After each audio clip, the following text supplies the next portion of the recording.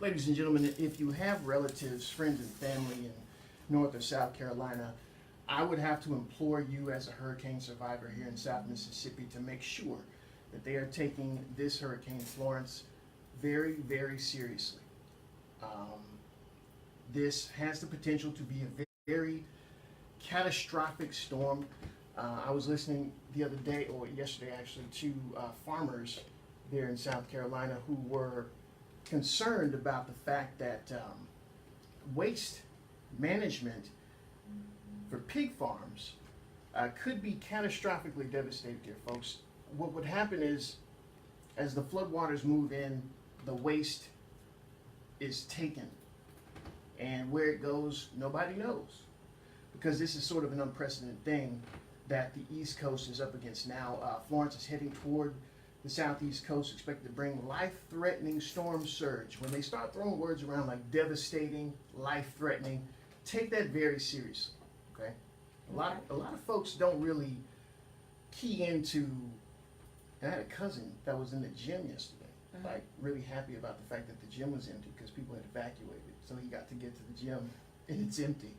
It's not a joke, folks. And folks here in South Mississippi, Louisiana, Alabama, Florida are aware of the potential here for problems, you know, after the storm, not just during the storm. So just make sure that you are keeping close contact with your people over there. If they're coming down here to evacuate, that's great. But this is very serious, and folks aren't taking it as serious, I think, as they should. The last location of the storm was about 530 miles southeast of Cape Fear, North Carolina. Good movie, both original and remake. So just something to keep in mind here. Of course, we saw the president yesterday tout the responses to storms during his administration, to which he found a swift rebuke out of Puerto Rico's governor. We'll be getting to that here in just a second. But the way that this storm is moving here and the way that this eye is looking, did you see the eye? It's huge. It is ridiculous. And it reminded me, it just struck me, it reminded me of Katrina. Just the way that the eye is moving, not necessarily the characteristics of the storm itself overall, but the way that the eye is moving was very, very ominous, and the size of the eye. And the eyes did the most. The eye is the very center of the storm. And it's the strongest. And well, right outside of the eye wall is the strongest. Inside the eye, most of the time, is pristine, you know. But outside on the eye wall is pretty serious. Folks, if you're on the East Coast, shout out to all the folks on the East Coast listening, and you've never been through a hurricane, pay attention to what these folks are telling you. Don't think that this is just some sort of way to get you to go out and buy things or stock supplies. We saw folks here on the coast really upset about not having a strong storm hit a couple weekends ago. Oh yeah. What hurricane? Right. That's what everyone was saying, Gordon. Don't overlook this thing, okay? If you have access to a hurricane tracker, definitely do that. Make sure that your people are safe. We can't express to you enough how serious these things can get, and not just not just during the storm. The flooding that's expected on the East Coast is expected to bring trouble for folks after the storm. So, just be aware that you should take these storms very seriously. Another storm, actually, well, not necessarily a storm, possibly a tropical depression, maybe calling it an invest right now down in the Gulf of Mexico. Pay attention to all this stuff, because at the drop of a hat, these things can shift, change, and affect you directly. Folks in the Carolinas now are bracing for what we here on the Gulf Coast are used to. Every hurricane season, the possibility of a catastrophic storm coming in and changing your entire way of life for a significant amount of time. So again, if you've never been through this and you're kind of just taking this thing like Sadaizico, don't do that. Take it very seriously. Storm surge warning means that there's a danger of life-threatening inundation or water, rising water, moving inland from the coastlines. When you hear about storm surge, just make sure that you are aware and you understand. Again, if you have folks on the East Coast, check on your people. Make sure that they are taking this thing very seriously and that they are prepared. Now, yesterday was 9/11, right? Yes. And very somber for most of America, remembering the September 11th terror attacks. Right. The President of the United States, the current sitting President of the United States, decided it was time to take kind of a victory lap, like a preemptive victory lap, it seemed. You mean he was acting as if it wasn't a disaster? Well, when you give 2 thumbs up and you know, a tweet that basically said, well, 17 years since 9/11, that sounds like a celebration to me. Yeah. We did hear about Trump, you know, touting that Trump Tower was now the tallest building after 9/11. So, you know, he's got a history of not taking this thing pretty seriously. But oh, you don't believe me? I don't have to lie to you folks about this stuff. But I hear the trumpets now. Oh, you didn't say it. Just take a listen. 40 Wall Street actually was the second tallest building in downtown Manhattan, and it was actually, before the World Trade Center, was the tallest. And then when they built the World Trade Center, it became known as the second tallest, and now it's the tallest. So that's bragging about having the tallest building there, folks. I mean, you know, we don't have to make this stuff up about your president. We'd rather not have to deal with this stuff, to be honest with you. But it is what it is. So yesterday, he seemed to be doing more of that, more of the same. This type of kind of not really serious attitude about 9/11 for whatever reason. I think I have some ideas, but I won't get into them here. But what he was also doing was getting ready for this storm. And in doing so, he was bragging about how great he did for previous storms. Quoting the president's Twitter, "We got A+ for our recent hurricane work in Texas and Florida, and did an unappreciated great job in Puerto Rico, even though an inaccessible island with very poor electricity and a totally incompetent mayor of San Juan. We are ready for the big one that is coming." All right. Does that sound like No. he's ready for a big one to come? No. I don't like the unappreciated word. Like, that's what you're supposed to do. So As a public servant Let of me- the United States of America. explain to you what happened Serve the country. in this tweet here. He did 3 things, right? 3 things. You like that, right? He gave himself a pat on the back for his responses to hurricanes in Texas and A+s? Florida. A+, according to his tweet. And also gave himself at least a B for his response to Puerto Rico. But when he did that, he took shots at the leadership of Puerto Rico. The mayor of San Juan. The boots who were on the ground, who was telling people, hey, no, look, this is really bad, while they're touting, you know, very, very low numbers of casualties due to that storm. Which have been corrected since. And the last thing he did was say, he's good, he's ready. We are ready for the big one that is coming. Do you believe that? No. Not at all. If you are in South Carolina, on the East Coast there, North Carolina, do you feel safe with this guy as the head of the state here? I mean, really and truly. I mean, does this sound like someone who is ready for a big one? Beyond not being, you know, hinged too tight for common occurrences, much less natural disasters, does it really sound like President Donald Trump is ready for the big one, as he put it? The governor of Puerto Rico has responded, Ricardo Rosselló. He issued a statement responding to that tweet, claiming that the federal response to Maria was an incredibly unsung success. Okay.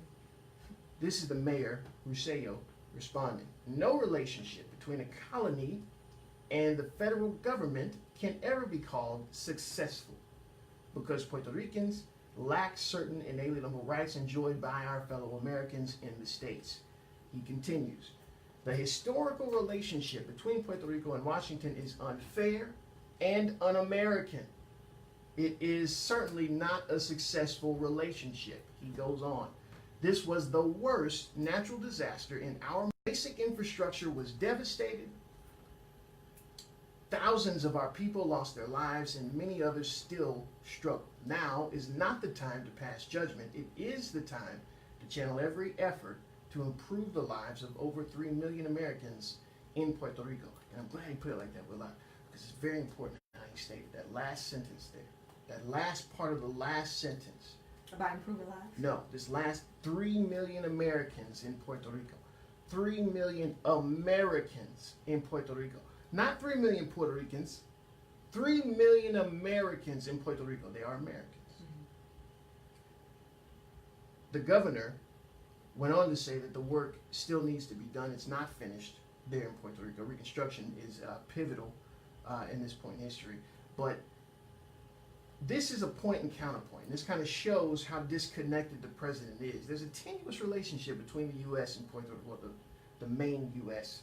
and Puerto Rico, right? And there always has been. And the fact that they are now, as the governor put it, a colony, Trump, a colonizer, states, this statement puts plainly that the president is really kind of out of touch when it comes to what actually is going on. And this is what Bob Woodward was talking about in his book. This is what the op-ed writer alludes to when talking about protecting the country. This disconnect, this detachment with reality, with what's actually going on here. And I'm wondering if he even grasps the impact here, if he even understands what is really going on. I mean, I have to go through his tweets every morning. I have to. I don't want to. I have to. Because this is the way he communicates with the American people. This is the President of the United States' main communication forum is his Twitter account. It's unprecedented, much like everything else with this administration. Unprecedented. But in reading this and going, tweet for tweet, You see how out of touch he is. he's not just out of touch with life. It's like he's not even in our reality. And maybe that's where that whole alternative facts, fake news rhetoric comes from. Maybe he is really kind of convinced that his reality is the reality, which, isn't, based on his lies over and over again. He's now, warning folks about Hurricane Florence, of course. But when you look at the way he responded to the previous storms, especially Maria, for him to go so far as to criticize Puerto Rico and the mayor and how she responded to his lack of response, his lack of compassion for the people there, shows what's really important to him. He's not saying, folks, what happened in Florida, Texas, Puerto Rico is terrible. Don't let it happen to you. Be prepared. He is now, because we're calling him on his crap. But that wasn't what he led with. He led with criticism. Criticism of the folks who are on the ground. It reminded me of when Mitch Landrieu was like, look, there's a moratorium on, during Hurricane Katrina. That was somebody who's on the ground, who sees what's happening, who don't want to hear any kind of rhetoric, he wants results, he wants his people looked after. Yeah, in the middle of a disaster. By the overarching government. Who can ask for less, right? Yeah. The president has no connection with reality. If he does, I need you to show me, trumpets. Got a couple lined up. Yeah, we do. Show me. And then answer the question honestly. Do you feel safe with all these storms looming out in the Atlantic and the Gulf possibly? Do you feel safe with this guy at the helm? You made me think about that Allstate commercial. Are you in good hands? Are you in good hands? Are we in good hands? Shout out to Dennis Haysbert. Are you in good? Do you feel safe? You evacuated, right? You wanted to stay for Katrina, I did. but then you left. Yes, I left. My parents came back and turned around and made me get in the car. Do you feel safe if And Trump's care? a storm were to enter the Gulf, form in the Gulf, that the federal government under his leadership would be at tip-top response readiness for you? No, sir. I'm going to have to think about that. What about you folks? Give us a call, let's 228-896-945. Just a quick question I wanted to pose to you. Because he said that they're ready, okay? He wants to get, look, he's proposing that he can handle this.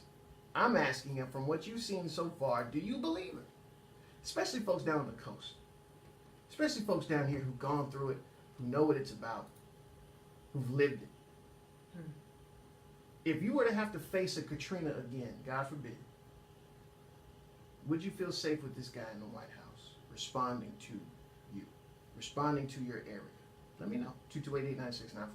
I'm sincere. Look, I am really, really curious about the answers we're going to get. I kind of have an idea, but you know, when the rubber hits the road, that's when folks really start to see the true measure of a man and a woman is in adversity, in hard times, not easy times.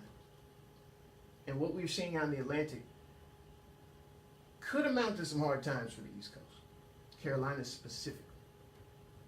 So let me know what you think about that. We got some other fish to fry, of course, as always, but I'm very curious about this these tweets and what could happen. I hope for the best always, but prepare for the worst, definitely. In Miami, an arsonist wanted to kill an apartment building full of Jews. A Nazi arsonist. Should have put that there. Yeah, he's 72 Nazi years arsonist, old. 72-year-old. Some Oh. video and audio has now been released. We'll get to that here. But first to the phones, 228-896-9455. Lines are open. It's hurricane season. We're at the height of hurricane season. You had a scare a couple weeks ago. That was last week week. before last week. The next one could be right around the corner. The Carolinas are facing it right now. Do you feel safe with this guy in the White House? He's alluded that he's prepared. What do you think? 228-896-9455. To the phones here, and well, let's go ahead and do it. Good morning, Herbie. How are you, sir? Good morning, Roy here. Ro, you know, I'm not a big fan of the president, but he is president. You aren't? And we have to do, you know, he's in that position. You voted for him, though, right? You voted for him, though, right? Okay. I like it better than Hillary now. Y'all sometimes are trying to make us see one side or the other. Now, some of us, Well, you voted for one or the other, right? you know, Okay. Hillary, when she called black people predators, But you wanted to vote for the. But you wanted to vote. But you wanted to. Excuse me. But you would rather vote for Trump when he makes all the blacks leave the room when he comes to the restaurant, right? well, you want to point at that. But what I'm saying is, You pointed at Hillary calling blacks predators. I'm just. there's a lot of key things that made me vote for the man, other than the things that you try to point at and make it seem as though I'm a Trumpster and stuff like that. Well, you are. You support him. You support him. The president, you know, you can't. You take up for him. And this is all you doing, man, is the president. And with the hurricane, that's gonna be God's work. And you gonna turn around and blame him for what God does? I didn't do that. I didn't do that at all. You get out there, I didn't do that at all. lasso the hurricane. I didn't say he couldn't. I didn't say he could, Herbie. And now you. We're talking about his response. We're talking about what he said. So don't come in here and say that I said that the president could, you know, ride a cloud and lasso a hurricane. You are thinking of this fantasy in your mind. I'm stating what he stated. And I'm asking if you believe it. You already said what's gonna happen. This is the National Hurricane Center stating that this storm will hit the East Coast somewhere around South Carolina, North Carolina. Again, I'm just reporting what's happening. The president or you or me, no, we can't control that. So we can't blame. That's not the issue, and I'm not blaming anyone, Herbie. Stay on point with me here, brother. I'm trying to keep you on longer than you stay on usually. 9/11 was young today. Now, George Bush messed up our economy. I'm not talking about 9/11. I'm not talking about 9/11. Hold on. Stop. Just stop. I'm not talking about 9/11. I'm not talking about George Bush. I'm not going to allow you to pivot off from your hero, the guy you voted for, the guy you called in to defend this morning. You want to go off into this other lane. You're right. 9/11 was yesterday.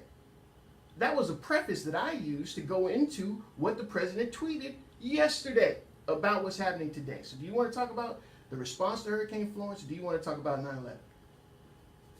No, I'm talking about the hurricane as well. These are the tragedies that we are dealing with as United States citizens.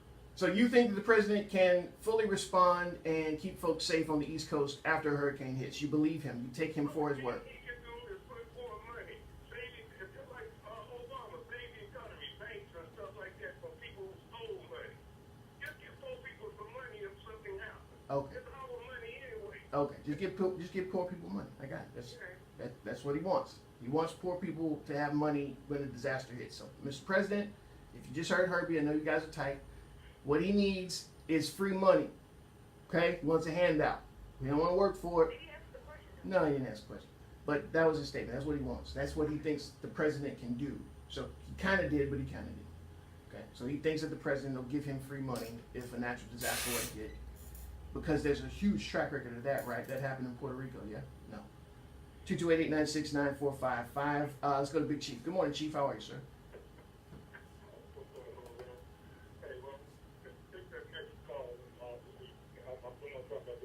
Okay. Sorry about that, Chief. Sorry about that, Chief. Chief is a trucker, and he is trucking. Let's go to Cadman. Good morning, Cadman. How are you? Good morning, Mr. Evans. Good morning, Mr. Daniel. Thanks for taking my call. Good morning to you, staff. How are you, sir? Yeah, it's sad that when you hear people that look like you, but they don't think like you, but they're treated the same way that you are when they looked at by the other side, it makes you wonder, some of us worse off today than we were during those bleak days of slavery. You know, it's sad to me to sit and listen to people that defend a pervert, a sex offender, a man that has a fifth grade mentality when it comes to dealing with issues foreign and abroad. It's just so sad. But, Ro, what I really call to ask you, you know, we've been talking about the Catholic Church and the priests and their bad behavior from one diocese to another. Yes, sir. But you have to wonder, did the Pope know about this before all this stuff unfolded? And if he did, why are they protecting him? You know, why don't they expose him too? Because, see, this is a bad reflection on the Catholic Church. And when things like that are covered up from the top, and by mere luck it got broken and exposed by other people, what's that saying about the Catholic? I'm not condemning the Catholic churches and those people that believe in the Catholic faith. But the leadership is what I'm in question. Yeah. I mean, I can only answer like this. First the facts, okay? The Pope, to his credit, Pope Francis has called top Catholic officials to discuss escalating sexual abuse scandals that have been plaguing the church. This is not new, okay? But with the recent expose of the diocese and the mass reporting that had been seemingly suppressed, there are renewed eyes scrutinizing this whole thing, okay? So, the Holy Father Francis, after hearing the Council of Cardinals, decided to convene a meeting with the presidents of the Episcopal conferences of the Catholic Church on the theme of protection of minors, according to a statement from the Vatican. Now, to your question. If Pope Francis knew about this and didn't do the due diligence, he should step down. You know, I mean, there's no way around that.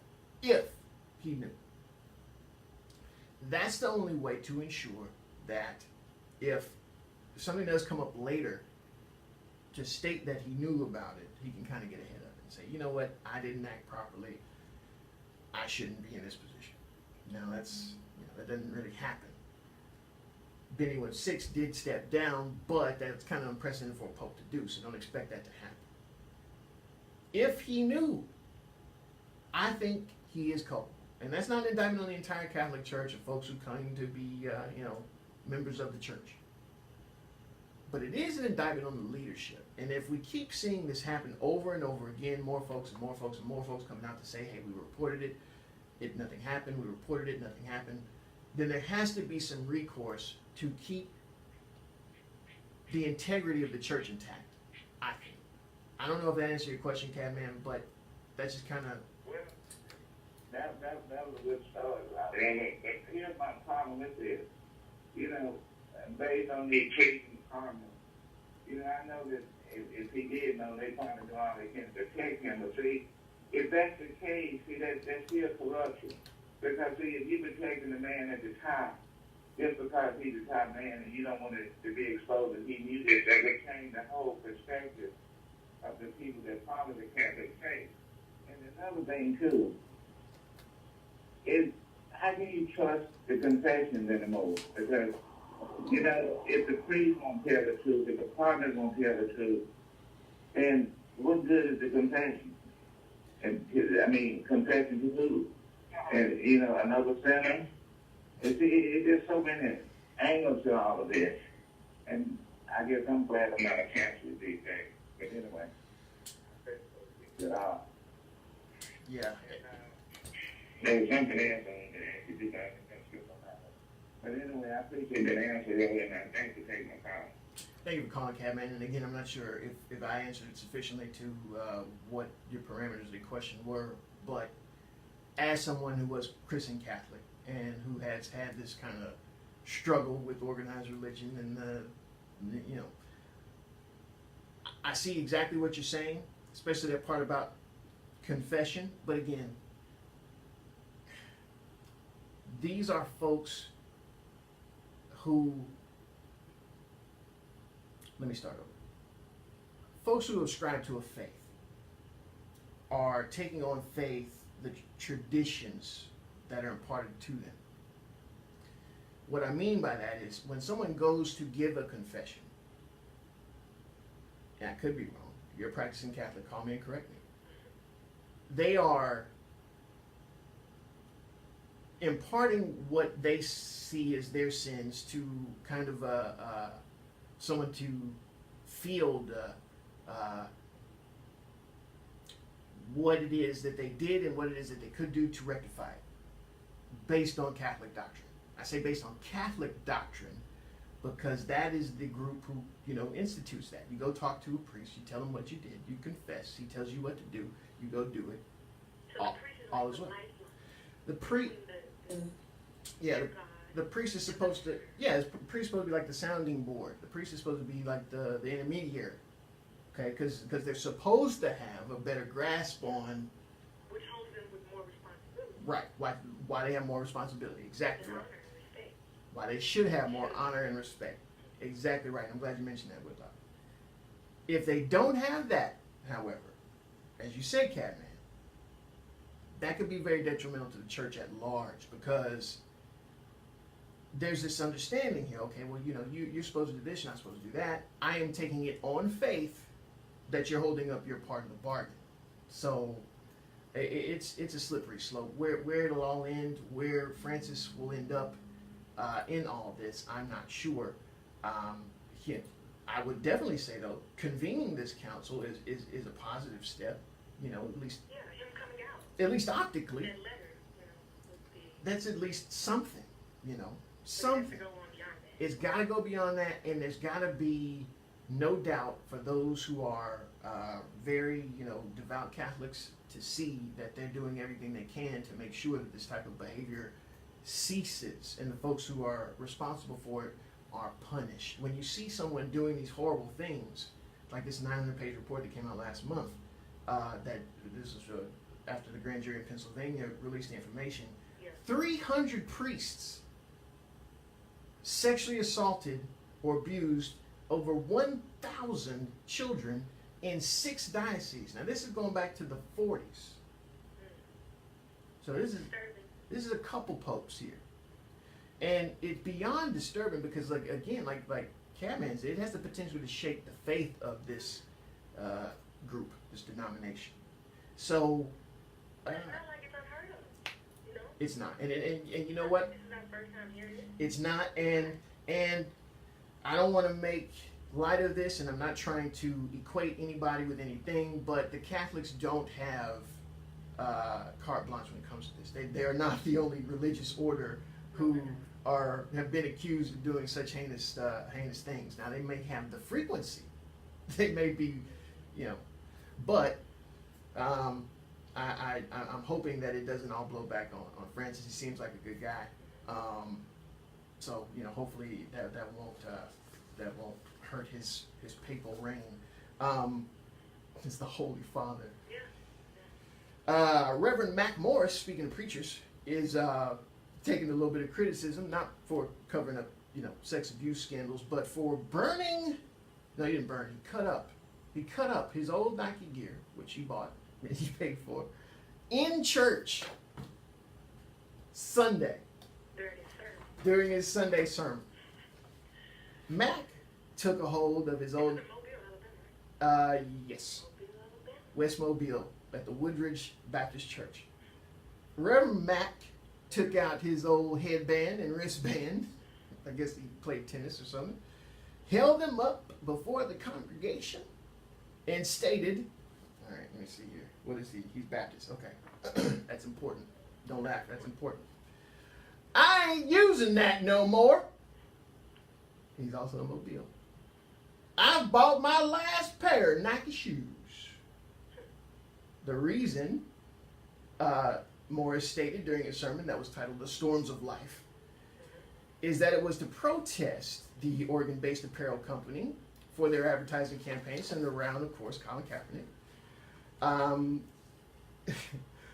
Kaepernick's protest centered around the concerns of police behavior, police brutality. It wasn't anything against the military, it wasn't anything against the flag or even the Star Spangled Banner.